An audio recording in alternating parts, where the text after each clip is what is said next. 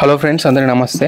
నేను ఈ వీడియోలో నా దగ్గర ఉన్న చీమకోళ్ళకి ఎలాంటి ఫీడ్ ఇస్తానో ఈ వీడియోలో అయితే చెప్తాను. కాబట్టి వీడియోని అయితే ఎక్కడ స్కిప్ చేయకుండా పూర్తిగా చూడండి. చీమకోళ్ళు నేను ఫ్రీ రేంజ్లో పెంచుతున్నాను కాబట్టి వాటికి నేను ఎక్కువ ఫీడ్ అయితే ఇవ్వను.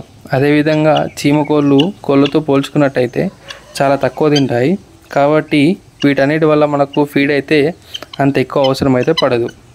ఇక నేను ఇచ్చే ఫీడ్ విషయానికి వస్తే, మొదటిది వడ్లు. చీమకోళ్ళకు వడ్లు అంటే చాలా ఇష్టం. ఎన్ని వడ్లు పోసినా కూడా పూర్తిగా కడుపు నిండా తింటాయి.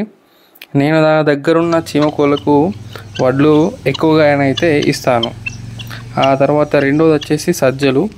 చీమకోళ్ళ డైట్లో రెండవది ఎక్కువ ప్రోటీన్ శాతం కలిగి ఉన్నది సజ్జలు అని చెప్పుకోవచ్చు. సజ్జలను చీమకోళ్ళ తింటాయి.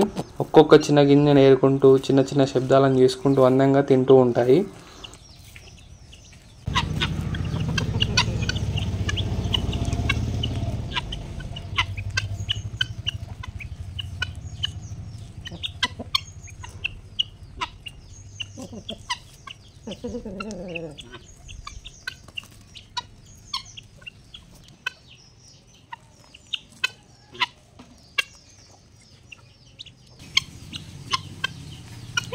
తర్వాత మూడోది వచ్చేసి నూకలు. నూకలు అయితే చీమకోళ్ళు అయితే తింటాయి కానీ మరీ అంత ఎక్కువ ఇష్టపడవు కాబట్టి నేను కూడా నూకలను అయితే ఎక్కువగా ఇవ్వను.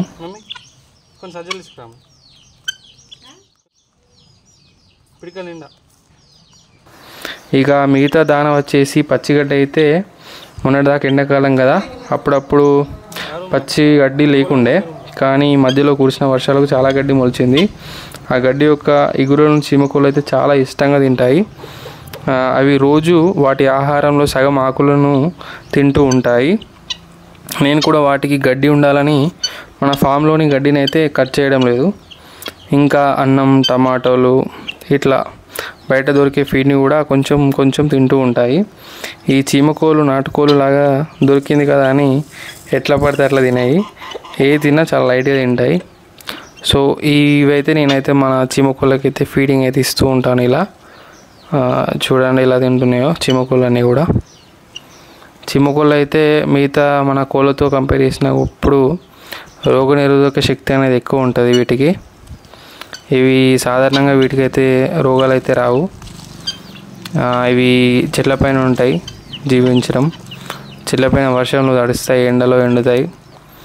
చాలా ఇవి ముఖ్యంగా అడవి జాతి జంతువులు వాటిగా వాటి పుట్టుకతోనే అలాంటి లక్షణాలతోనే పుట్టుతూ ఉంటాయి.